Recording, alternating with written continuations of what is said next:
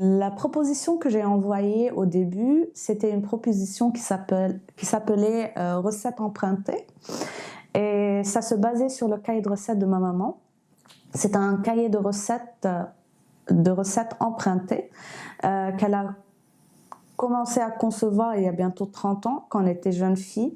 Chaque fois qu'elle goûtait un repas qu'elle aimait, elle demandait la recette, elle le notait dedans. Elle a commencé à créer ce cahier. Et ce qui était vraiment intéressant, c'est que j'ai découvert que c'était pas juste des recettes d'aliments, mais il y avait aussi des astuces pour être bonne femme au foyer. Alors au début, c'était vraiment quelque chose d'intéressant pour moi de découvrir ce cahier.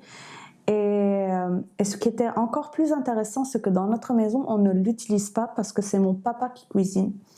Et c'est quelque chose que dans notre société n'est pas quelque chose de régulier à voir, un homme dans la cuisine, et ça surprenait tout le monde. Et mon papa, il travaille dans la cuisine de façon très libre. Et il n'utilise pas de recettes, il fait à sa guise et il est trop bien dans la cuisine. Ma maman, par contre, quand elle devait cuisiner, c'était un devoir et elle devait utiliser le cahier de recettes. Alors, ce cahier de recettes est devenu un peu une métaphore des droits de la femme, comment on emprunte nos droits chaque fois qu'on reçoit quelque chose. C'est un peu comme on l'a emprunté, on ne l'a pas reçu. Et je commençais à vraiment penser dans ce cahier comment il peut être une réflexion de notre société, de cette dynamique dans une société plutôt patriarcale, surtout au Liban. Et avant de venir ici, c'était vraiment une vision euh, très dans un tunnel où je voyais que je ne travaillais que sur les femmes libanaises. Et puis quand je suis arrivée là, avec les conversations que j'ai eues, les recherches que j'ai eues, c'était plutôt de commencer à traiter la femme comme sorcière. Parce que ce que j'ai réalisé, c'est que vraiment, ce qui se passe maintenant dans le monde, c'est que la femme, elle est toujours sorcière, mais c'est la persécution qui a changé. On ne nous brûle plus sur un bûcher, mais il y a toujours des persécutions qui sont aussi violentes, de la façon dont on nous nie de régir son corps, régir ses idées, être vraiment, comment dire, avoir possession à soi-même, à son corps, à ses idées. Et c'est quelque chose d'universel, c'est pas quelque chose qui est pour un groupe de femmes. Tout le monde est en train de souffrir de ces constrictions.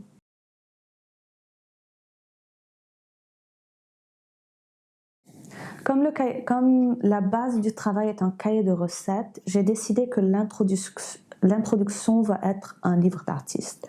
Ça va être un peu comme deux livres qui se parlent entre eux, les recettes qui déclenchent tout ce travail. Et j'ai vraiment expérimenté à comment intégrer ces recettes à l'intérieur de mon livre. Alors, j'ai essayé de faire des photocopies, des scans, imprimer, refaire le livre et puis intégrer des pages à l'intérieur. Et la dernière chose qui m'est venue, c'était vraiment de les avoir comme traces à l'intérieur du cahier. C'est qu'ils sont là, mais ils ne sont pas là, d'une façon à une autre. C'est comme parce qu'ils sont les déclencheurs de réflexion, je ne les ai pas voulus comme là. Mais je les ai voulus comme si c'était une idée, comme si c'était vraiment une pensée, un souhait en quelque sorte. Alors j'ai commencé à expérimenter comment créer des traces. Et la dernière chose qui m'est venue, c'était vraiment de creuser ces recettes à l'intérieur du cahier. Et ça a marché. Et maintenant, c'est des creusements sur les images. Alors, j'ai décidé d'avoir un fil à l'intérieur du projet, que ça soit une sorcière. Et après, avec le travail et l'expérimentation, le projet est devenu en 5 chapitres et qui contient 3 axes temporels à l'intérieur. Un axe historique qui va de l'Antiquité à nos jours ici, un deuxième axe temporel qui passe de la naissance à la mort, et un troisième axe qui passe du jour à la nuit.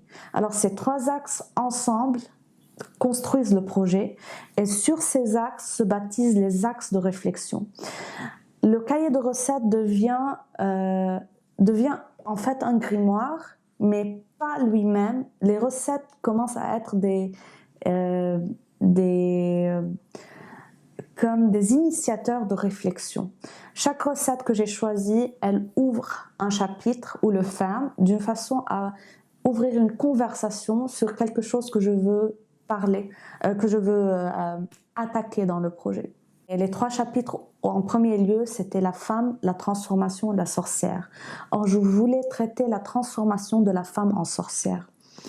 Et après, j'ai découvert que plutôt la femme, elle est toujours sorcière. C'était vraiment à travers les recherches et les analyses que j'ai découvert que non, c'était pas une transformation qu'on voulait, mais c'était vraiment de réaliser qu'on est toujours sorcière et de refuser les persécutions.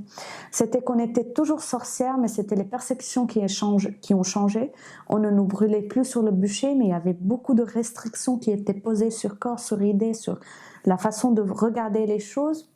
Alors j'ai commencé à bâtir mes axes de narration à travers les recettes.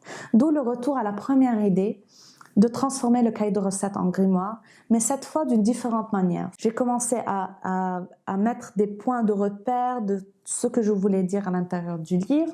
J'ai commencé à découvrir que vraiment ce livre d'artiste que j'étais en train de créer dans Diaphane était un point de départ, une introduction à un projet qui était un peu plus grand, des débranchements, d'où j'ai divisé ce cahier d'artiste en 5 chapitres qui vont à un certain moment être développés comme projet eux-mêmes.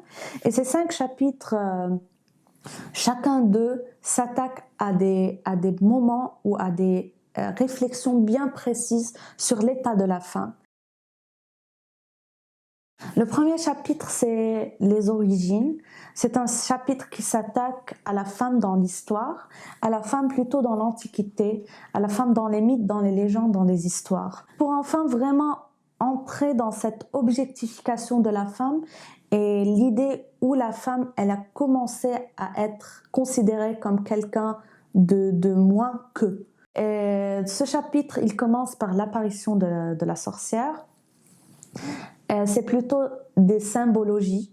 C'est un peu plus occulte, un peu plus magique comme chapitre.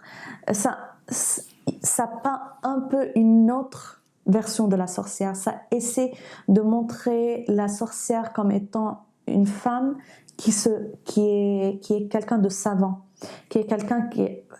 Maintenant, les études, elles montrent avec les persécutions de la sorcière, on a perdu tout un lot de savoir qui était avec la nature, avec les médecins, les plantes. Dans le 3e chapitre, qui est la mariée et la mère. Ce chapitre, c'est plutôt domestica. C'est un chapitre de construction. C'est un chapitre de réflexion sur la domestication en tant qu'elle. La femme dans la maison, la femme comme mère, la femme comme quelqu'un qui ne peut sortir de cette maison. Et c'est vraiment un chapitre construit, qui va étouffer. Et le 4e chapitre est l'axe espoir, et le chapitre de l'espoir, et le chapitre de la femme nature. C'est un chapitre où la trace humaine disparaît, c'est juste la nature, parce que la nature elle-même, elle est femme. Et enfin, le 5e chapitre, c'est la mort. Et c'est pas un chapitre morbide, c'est un chapitre plutôt qui reprend la sorcière, mais qui reprend l'image de la sorcière vieille, de la sorcière malsaine, et la déconstruit. C'est c'est un chapitre qui traite la vieillesse, qui traite comment la femme comme on la jette quand elle est vieille. Et maintenant dans ma résidence, c'est vraiment l'intro en forme de livre d'artiste. C'est vraiment des petites portes vers les réflexions de ce qui va venir après. C'est vraiment pour introduire le travail, introduire les notions que je voudrais bien explorer. c'est pas tout le travail, parce que je crois que chaque chapitre a besoin de bien plus de temps pour entrer extensivement dans ces notions, dans ces fables et ces histoires. Le travail, il est fait de photos digitales, de Polaroid et d'un petit herbier. C'est un peu du mixed media qui est travaillé sous forme d'un livre qui, enfin, quand il s'ouvre, il peut être éparpillé un peu comme j'ai fait la carte mentale derrière moi, mais qui à la fin peut être vu aussi comme un livre l'une après l'autre. C'est un peu aussi pour montrer que le livre peut être déconstruit lui-même, peut être lu de plusieurs façons. Il n'y a pas vraiment une façon de forcer la lecture, parce que j'aimerais bien que c'est souvent quelque chose qui est toujours dans mon travail, que j'aime que les gens puissent lire le travail à leur aise. Parce que j'aimerais bien qu'ils comprennent ce qu'ils veulent comprendre, ce qu'ils ont besoin de comprendre en ce moment. Le travail dans sa narration est un peu violent. Parce que la façon dont on traite les femmes, elle est violente. Alors j'ai voulu bien que dans le discours, qu'on comprenne cette violence, qu'on l'absorbe, mais enfin quand on regarde les visuels, que la violence soit un peu moins apparente. Parce que je veux bien que ceux qui regardent le projet peuvent entrer à l'intérieur et ne soient pas repoussés. Parce qu'en fin de compte, si on veut changer, on doit vraiment chercher chez lui et ne pas vraiment aliéner les gens, mais plutôt les pousser à une façon de comprendre, à une façon de pouvoir écouter ce que je veux dire. Parce que il y a trop de trucs qui sont en train de se dire dans ce projet. C'est pas vraiment une chose, parce que quand j'ai commencé à vraiment travailler, j'ai compris combien je voulais dire.